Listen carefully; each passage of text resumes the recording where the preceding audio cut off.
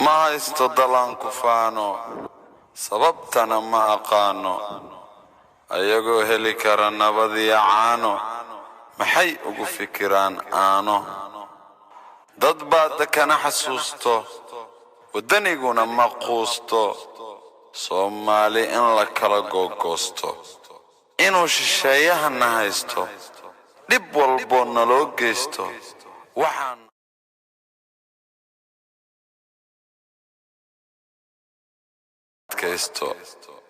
siyaasadda aad arkayso laguma ogola inaad codayso qaladaadka haddaad caddayso dhib unbaa kugu dhacayso afkaaga iska hayso adigoon islurayn walaal laabtaada ku kaydso soo shuba weyso haddaad wax ka qaban weydo alla baryo gurigaaga ku leyrso haka qixin dalkaaga dhibtana ha u bixin nimaan kugu dhiigahayn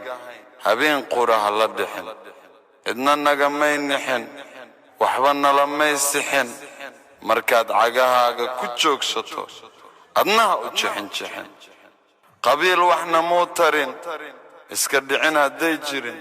Soomaali sidaan ma rabin anigu waxba maan qarin cidna isku maan dirin qurunaanan igu jirin qolo sow imaad barin qayb umaad rarin qasaaradu wali ma harin